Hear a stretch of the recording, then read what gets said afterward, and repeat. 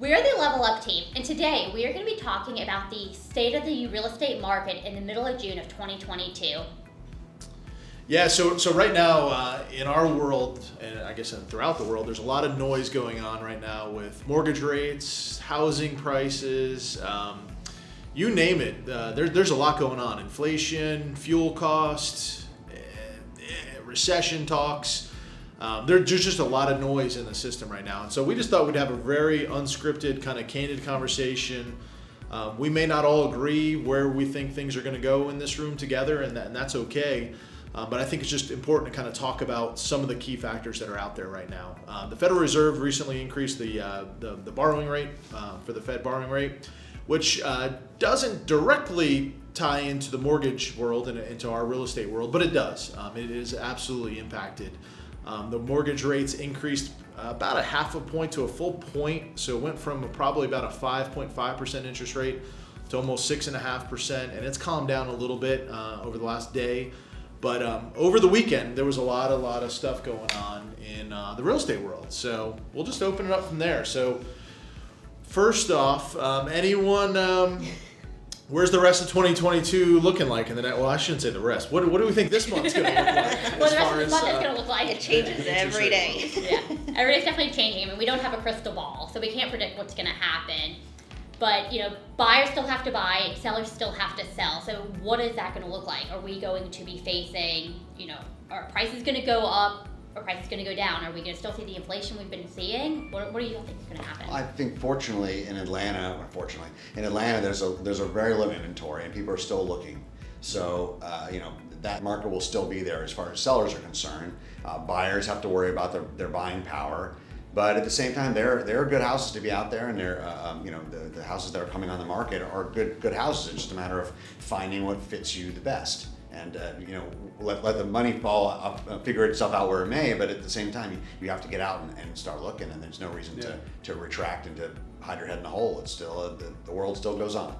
I mean, you still have housing situations that are changing. You're having kids. You have kids going off to college. Maybe you have an elderly parent that needs to move in, or you have a job change, and you can't drive from the east side of Atlanta to the west side of Atlanta in traffic, and you still have equity in your home to sell. There's still buyers, so take that money. There's certain circumstances where buyers still need to move. So if you're selling your home, you got equity coming in. If you got to buy a home, there's limited inventory, but there's less buyers trying to buy it, so that's balancing out a little bit. Sorry, I'll play devil's advocate. That's what I was about to do. You go first. Well, the serious question, super reasonable question. I think from a buyer's perspective right now, the big concern is if I'm buying now, our home price is going to drop. Am I going to go underwater on this stuff? Which I think that's a real concern that people should have. And what are we thinking about that? I'll go first. I think that. I was thinking you're only going underwater if you have to sell immediately after in the event it were to drop, right? And they would be underwater. It would only affect them if they were to sell. If they were to just continue to pay their mortgage payment, if their plans were to live there in the next 20 years, it really wouldn't affect them. For sure, in the long run, historically, you hold your house for 5, 7, 10 years, really 7+ years, you're going to see equity in it. But people right now, I feel like their concern is they don't want to buy it. Let's say home prices at $500,000. And the market drops. Now their home is worth $450,000. So I don't think we're going to see those drastic decrease in prices. Right now people are used to seeing house prices appreciating so quickly. We're used to seeing appreciation of 15, 16, 17%. Right. The Fed is saying we may see prices appreciation 4% up to 7%. I think over the next couple of months we're going to see houses staying more stagnant. So if you bought a house at $500, in a few months, it's still going to be worth $500. It's not going to be worth $550. I don't think it's going to drop down to $450 very drastically. And that's because if it's going to drop, you're going to have that equity where you're going to say, okay, let me go ahead and sell it then. Jennifer, you're talking about the metaphor of speeding on the highway, that we were going 95 miles an hour, but you see a cop on the side of the highway, you slow down to 65 so you don't get a ticket. You're still going 65 miles an hour. The economy and the housing market is still going 65 miles an hour. You're still moving. It's just not at that huge, unbelievable, unsustainable clip. I think there's still fear from 2008 too, when prices just plummeted, and that's what the fear. There's a lot of people, they were in that market getting started in home buying, and they lost out. So now there's this huge fear that that's what's happening, but indicators just aren't there that we will see anything remotely close to that. Yeah, I mean, 2008, it was a totally different scenario, right? We had so much inventory on the marketplace, and so much was being built. I mean, builders were building almost 100,000 homes a year, which is crazy. Like, that's a huge number. And so I just don't think the inventory levels are anywhere. Well, they're not. They're just not close to that. And so I don't see that drop off of pricing at all. So no, I agree with you from that standpoint. I do think we'll see a deceleration in pricing, right? So you guys hinted on that, going from 95 to 65. I think prices will still continue to appreciate. I just think there's nowhere near at the rapid pace. But I also think it's very, very house and neighborhood and price specific. Area right? specific. I mean, if you're in a super strong school district and everyone wants to be there because of the school system, and you have an updated house or you have a house that's in high demand, it's still going to move. That's the inventory thing. Yeah. Little inventory. The good ones are still the good ones. It's still moving. The funny money, we like to say, that happened probably in January, February, maybe even a little bit of March of this year, where people were just grossly overpaying for 4 walls and a roof. That's probably calming down, in my opinion. I don't think that will be the case. To kind of continue to see that funny. Rightly so, too. If we were getting 15 offers on a house over the weekend, I received 23 on a house actually, and it sold in 3 days. But maybe you'd be getting 4 or 5 offers now. So back to the whole analogy of going 95 miles per hour, now we're going 65. I mean, it's still possible, and it always depends on the price as well in the neighborhood.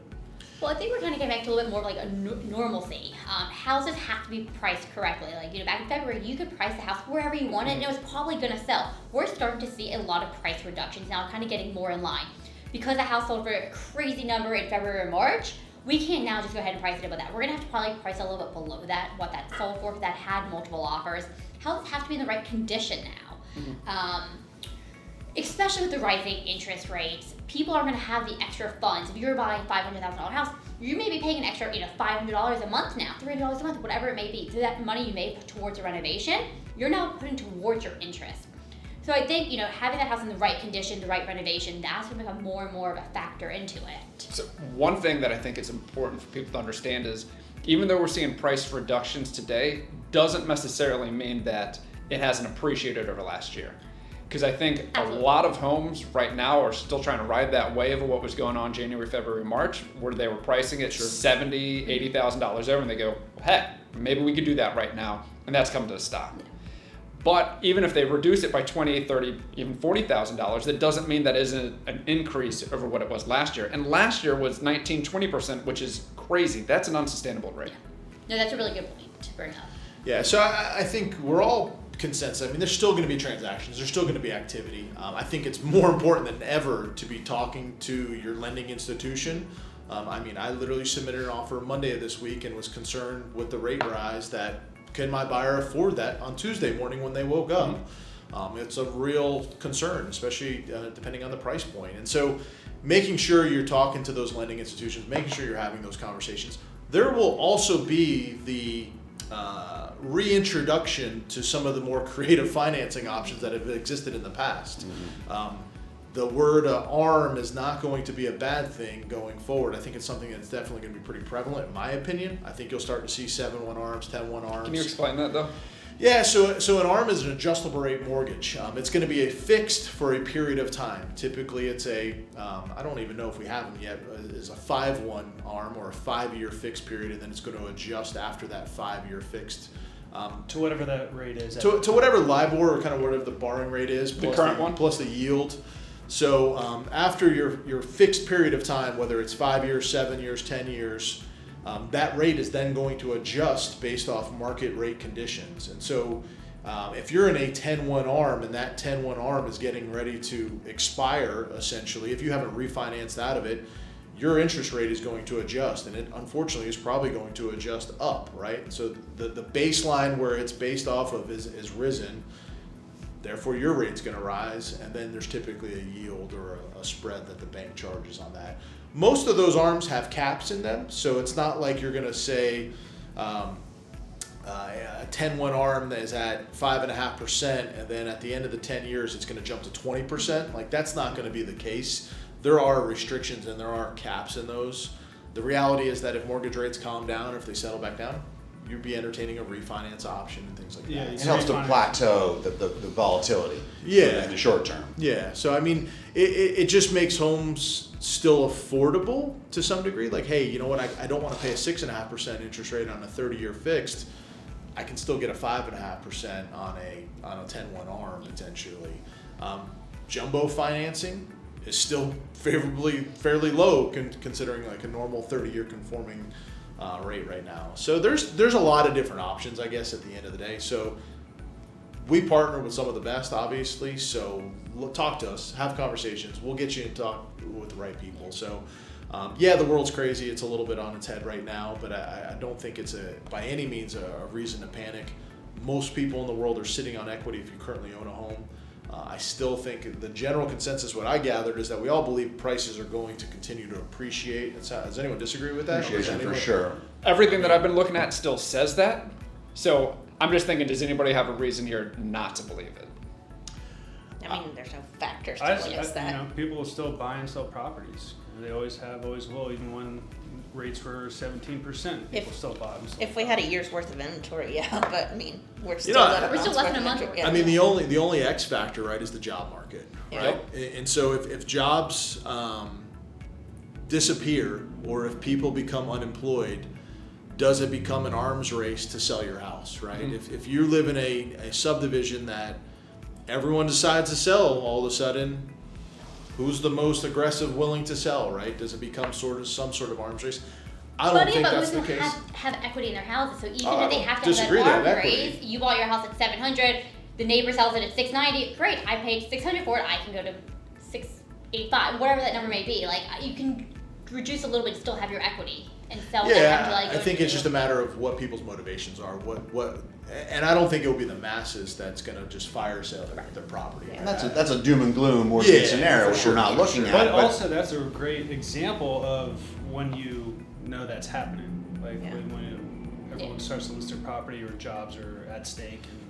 I mean, it's a real thing. I mean, we're I mean, everyone doesn't want to talk about a word recession. I mean, at this point, I'm by no means follow this stuff that much, but like, I kind of think we're there already. I don't know how we avoid it. The thing is with a recession is it's backwards facing. You say you're in a recession when you look back and you go, okay, we've had negative growth for this long. So we could be in it now and they don't acknowledge it until it's already happened. And when you look at it from a housing aspect, the last 6 recessions, 4 of them, houses appreciated in value. Yeah. Granted, 2008 was caused by the housing market, and so houses did not appreciate at that time, but we're no buying. But the biggest difference in the 2008 is the amount of loans that were given out to people who could not actually And there were afford it. It was the subprime loans. interest-only loans that people weren't building equity. And the buyers then, and They had no skin in the game.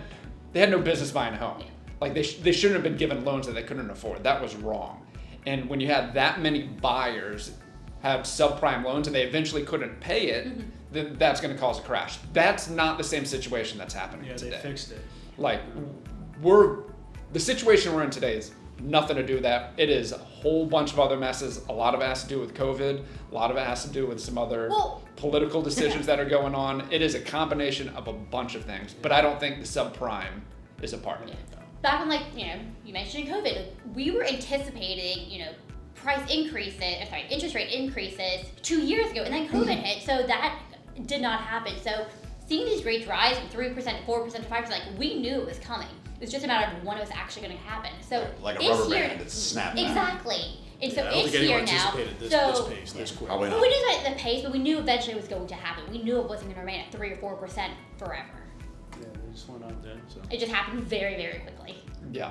Anything else to add? I think at the end of the day, it makes it more important to listen to a real estate professional, to listen to loan professionals, people that know about it. We're spitballing here a little bit, but there are people that this is what they do all day, every day, and what we do all day, every day as real estate. Well, so I think it's important. The other thing too is that since we're talking about interest rates and they just did 75 basis points, which is, not a full percent, but they're talking about continuing to increase the interest rate and possibly do 50 basis points in July. And I don't see how they're not going to continue to do this. I think interest rates are going to continue to go up.